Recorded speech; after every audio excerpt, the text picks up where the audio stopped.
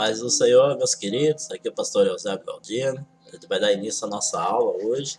Aula 19ª, né? Período dos juízes em Israel.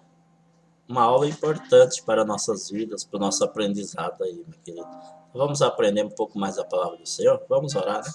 Senhor Deus, mais uma vez, Senhor, coloco nas tuas mãos, Senhor, como um instrumento, Senhor, que o vosso Espírito Santo possa usar da minha vida, Senhor, para instruir este aluno, esta aluna, Senhor Deus, que está aí do outro lado, querendo aprender mais de Ti, Senhor. Assim eu oro e te agradeço. Em nome de Jesus. Amém. Glória a Deus. Amém, meu querido.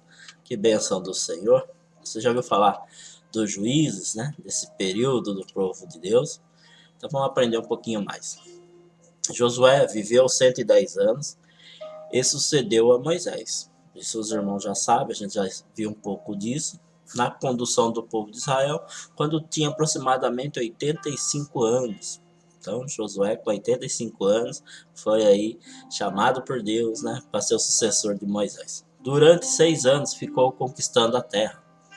Governou até 110 anos de idade e morreu. Né? Quando ele morreu, muda totalmente o contexto da história. Para este povo, para esse novo período, vamos utilizar o nome técnico e o nome dado para esta época, chamado de teocracia. Ah, mas pastor, o que é teocracia? Teo, início, a junção de duas palavras. A primeira palavra, teo, que significa Deus no grego. E cracia significa governo. Dá um exemplo, é como se fosse a democracia, que significa governo do povo. Porém, na prática, a gente sabe que não é isso, né? Mas o ideal, o correto seria isso. Democracia seria o governo do povo. A teocracia significa governo de Deus, tá certo? Então, Deus governava o povo. E como governava? Levantava homens e até uma mulher para ser juiz do seu povo. Então, Deus não tinha acepção de pessoas também, né? E muitas pessoas também veem Deus como masculino, e outro agora, mais recente, para querer mudar as coisas, tratando Deus como uma mulher. Então, vê como que a nossa mente é limitada, né? A gente fica preso aí ao sexo masculino e feminino, sabendo que Deus não tem sexo, ele é espírito e verdade, não é mesmo? Então, a nossa mente é muito medíocre, muito pequena para acompanhar aí a de Deus, né? É verdade, meus queridos. Então, os juízes de Israel foram pessoas escolhidas, isso é importante, escolhidas por Deus, especialmente dotadas para julgar e liderar o povo de Israel, tá certo? Não era qualquer um, era escolhido por Deus. O período dos juízes é marcado pela influência de líderes como Débora, que já foi aquela mulher, né? Gideão, Jefté e Sansão. Esses são alguns exemplos de juízes que mantiveram junto as 12 tribos de Israel, durante as várias guerras. Esse período foi marcado também por uma acebarba instabilidade espiritual. Desde que houvesse o juízo, o povo servia a Deus. É importante também a gente entender que tem juízes que aí julgaram junto no mesmo período que outros juízes. Isso é importante também. Então, esse período foi marcado, né, como já disse aqui, pela estabilidade espiritual. Na época dos juízos, os israelitas estavam organizados por tribos. Nós também já vimos isso, essa formação das tribos, os 12 filhos de Jacó. E não havia um governo central organizado. Então, cada um aí conduzia sua tribo, porém, todos trabalhando em comum. Os juízes eram apenas líderes temporários que uniam as tribos contra o inimigo comum. Então, se levantava o inimigo lá, ele se reunia, Deus levantava esse líder e ele conduzia o seu povo para a vitória. Amém? Os juízes escolhidos aí por Deus, deixa eu só mudar aqui, eu vou citar os nomes aqui: Otoniel, Elde, Sangar, Débora, Gideão, Torá, Jair, Jefté, Ibiasã, Heron, Abidom, Sansão, Eli, Samuel, o último juiz de transição. Tá certo? Aí a gente vai se atentar no Samuel juiz de transição. O que é uma transição? É uma passagem, né? Então, saiu da teocracia e aí o povo vai para a monarquia, que é governado por um rei. Então, a gente sai do governo de Deus, de juízes, e vai para uma monarquia. O próprio povo exigiu, pediu isso, Deus alertou, mas mesmo assim o povo quis. Mas vamos entender um pouquinho mais agora com Samuel, que nos instrui bastante, certo? Então, Samuel, juiz de transição. Samuel, quando envelheceu, ele tentou passar a liderança para os seus filhos, né? Geralmente, assim, um líder na carne, tudo. E aqui eu falo também, Samuel, e também tinha, né? Essa tradição dos patriarcas de passar de pai para filho. Então, não é uma coisa assim que inventou, já vem. E hoje em dia também não é diferente, né? Tem lá o seu apóstolo, tem o dirigente da igreja, o pastor, tem seus filhos, automaticamente eles acham que os filhos têm que ser também aquele líder, tem que ser o líder. E muitas vezes ele não tem chamado para aquilo, e aí vemos que muitas igrejas têm feito aí, se desviado, inventado um monte de bobagem e saído da presença do Senhor, da palavra do Senhor. Acerta em algumas coisas e erra em muitas, infelizmente. Tá certo? Mas os filhos de Samuel eram ruins e o povo não os aceitou. Então o povo não aceitou aqui os filhos. Diante da instabilidade política e social, os israelitas exigiam um rei. Eles estavam rejeitando a Deus como seu verdadeiro rei e agora queriam ser como os outros povos. Isso que é o grande problema nosso. Nós queremos ser igual os outros, seguir o mundo. É que o Senhor fala nessa palavra, não se amoldar aos padrões do mundo. Infelizmente, muitas pessoas têm que se aí amoldado, né? Feito parcerias, alianças aí que tem provocado a sua queda. Deus permitiu que tivesse um rei, mas avisou que isso não seria a solução para o país. Está lá em 1 Samuel, capítulo 8, versículos 7 a 9. Guiado por Deus, o profeta Samuel ungiu Saul como o primeiro rei de Israel. O povo não queria, então Deus permitiu. Samuel continuou como líder influente até sua morte, mas a liderança política passou para os reis. Então, juiz de transição. Depois que Saul foi rejeitado como rei, por desobedecer a Deus, Samuel ungiu o próximo rei de Israel. Sabe quem era? Davi, que teria uma longa dinastia. Assim terminou a época dos juízes. Ele foi o juiz de transição porque ele foi o último juiz. Depois veio a monarquia de Israel. É importante ressaltar que Samuel tinha 3 funções. Você sabe qual que era? Primeiro, profeta. Qual a função de profeta? É de dar o recado de Deus para o povo. Não é ficar adivinhando o futuro, ficar adivinhando as coisas. Simplesmente é entregar a mensagem que Deus o entregou primeiramente. Essa é a grande responsabilidade de um profeta. Conduzir o seu povo, orientar, exortar, né? Corrigir. Então, essa é a função do profeta. Então, ele recebia a mensagem de Deus e entregava ao povo exatamente como havia recebido de Deus. Segundo, sacerdote. Qual a função do sacerdote? Apresentar o povo para Deus. Apresentar o povo para Deus. Lembra no sacrifício? O sacerdote tinha que entrar lá, né, no tabernáculo, apresentar primeiro os seus pecados. O sacerdote também é falho, é pecador. E depois ele apresentava os pecados do povo, né? E é assim, em oração, em trabalhos aí religiosos, é o sacerdote, um líder espiritual do povo. E o juiz? Qual a função do juiz? Ele julgava, governava o povo. Isso é importante sabermos, porque Samuel é um tipo de Cristo, pois Jesus também tem 3 funções, você sabia?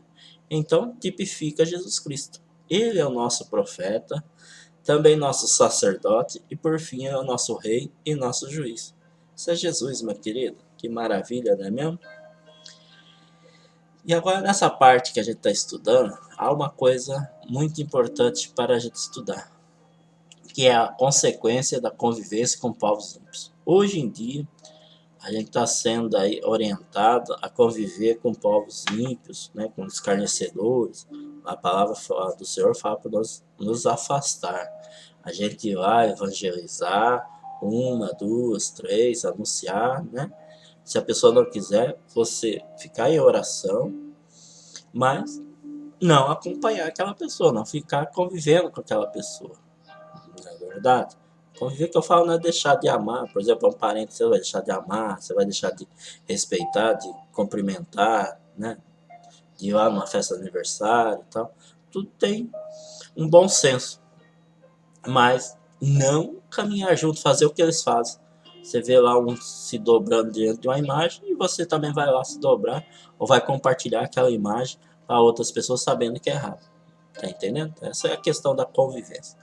Quando Israel conquistou a região de Canaã, Deus havia dado a ordem para matar todos os povos ímpios.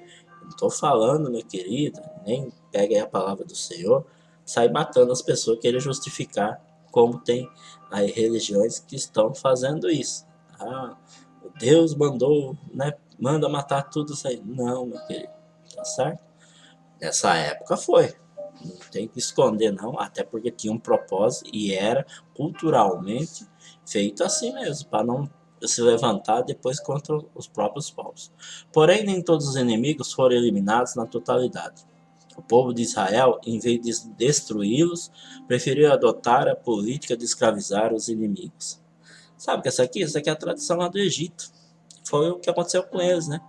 Em vez de matá-los lá, quando o faraó achou que aquele faraó que não conhecia José, tudo lá que a gente já vimos também essa parte da história, e preferiram escravizar, né? Eles poderiam ter matado todo mundo, mas não, era a cultura deles de escravizar lá e começaram. E aqui o povo já tinha passado por isso e também fizeram a mesma coisa, desobedecendo a ordem de Deus. E isso trouxe consequências graves para o povo de Deus, pois começaram a relaxar, se acomodar e viver uma vida de pecado, saindo da presença do Senhor. É o que nós, muito hoje em dia também tem feito. Você vê como a gente estuda o passado, a história do povo de Israel, o povo de Deus, mas hoje está se repetindo a mesma história. Um contexto diferente, mas a essência é a mesma. Dessa forma, os inimigos foram fortalecidos. E um outro detalhe, hein? Os inimigos eram idólatras e eles começaram a achar interessante aquele tipo de culto idólatra. Por exemplo, a sagrada prostituição, que já vimos também, os rituais de sacrifício humano, adoração à imagem e etc. E os israelitas, tribos, foram se desenvolvendo com estas práticas. Dessa forma, os inimigos foram fortalecidos e começaram a oprimir o povo de Israel, como permissão de Deus. Exemplo, os moabitas, amalequitas e amonitas oprimiram os israelitas durante 18 anos. Aí o povo de Israel começou a buscar a Deus e Deus ouviu e respondeu às suas orações, levantando o libertador, ou seja, o juiz. Nesse caso, levantou o juiz Eude. Ele era canhoto e governou por 80 anos. Como juiz de Israel, houve um período de paz na região. Mas ao passar os anos e com a morte de Eude, o povo se afasta de Deus novamente. E novamente se levanta o inimigo opressor, e Deus permitia que o povo fosse oprimido. Outro exemplo, a opressão dos cananeus. Durante 20 anos, os cananeus oprimiram Israel e a história se repete durante o período de opressão. O povo volta a buscar a Deus em oração, jejum e súplicas, e Deus novamente intercede pelo povo, levantando o libertador. Porém, neste caso, Deus levantou uma libertadora, ou seja, uma juíza, Débora. Ela conduziu como juíza essa região por 40 anos, venceu os inimigos e trouxe paz ao povo. O livro de Juízes é o registro de ciclos que se repetem durante um longo período da história do povo de Israel.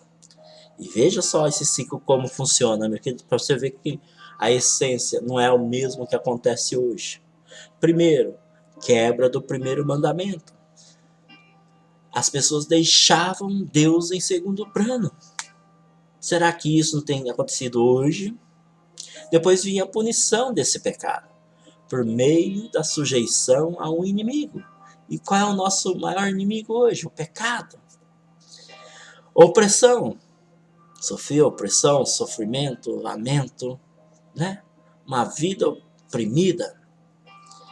Aí havia arrependimento e volta para Deus. Em muitos dos casos isso acontece. Livramento por meio de um juiz levantado por Deus. Agora, hoje em dia, o nosso justo juiz é Jesus Cristo. A morte do juiz. O juiz, Jesus já morreu uma vez, mas ressuscitou. O nosso juiz está vivo e vai voltar para nos julgar. Mas assim, eu falo o ciclo, a sequência das coisas que vão acontecendo. E porque Jesus morreu para pagar os nossos pecados. Aí reinicia todo esse ciclo de novo, com o retorno da idolatria. Basicamente é o que nós vivemos hoje, meu querido. Amém? E para a gente finalizar, vamos tratar a questão que eu acho que é fundamental, que é a transição, a mudança do sistema de governo. Juízes, teocracia, que é Deus governando, para reis, que é a monarquia, que é um rei. Isso não quer dizer que não esteja também Deus. Deus está no controle de tudo sempre, meu querido. Mas ainda não era da vontade de Deus, nesse momento, Israel ser comandado como rei. Estava nos planos de Deus? Creio que sim, estava. Mas não era o momento. Mas o povo começou a exigir. Aquele filhinho querendo, até que o pai cede, mas avisa para ele, olha, vai ser bom para você. E foi assim que aconteceu. Então, vamos lá ver essa parte. Samuel foi quem ungiu o primeiro rei de Israel. Já foi dito isso. Por isso é conhecido como juiz de transição. Transição de quê? O povo sai do período da teocracia para o período da monarquia. Samuel ficou muito triste quando o povo de Israel pediu um rei, pois estavam sendo influenciados pelos povos vizinhos, pagãos. Portanto, o povo rejeita Samuel. Porém, Deus deixa claro que o povo não estava rejeitando o governo de Samuel. Estavam recusando o governo do próprio Deus. Eles viviam na teocracia, Deus quem governava o povo. Então o povo pede um rei, um homem. Samuel fica triste, mas Deus fala com Samuel: olha, eles não estão rejeitando você, eles estão rejeitando a mim. Lá no Monte Sinai, Deus formou um pacto com o povo de Israel, onde o Senhor falou: vós serei o meu povo, vós serei meu povo, nação santa, propriedade peculiar. Quem era o rei de Israel de verdade? Deus era o rei de Israel. Porém, agora Israel queria um homem para ser rei deles.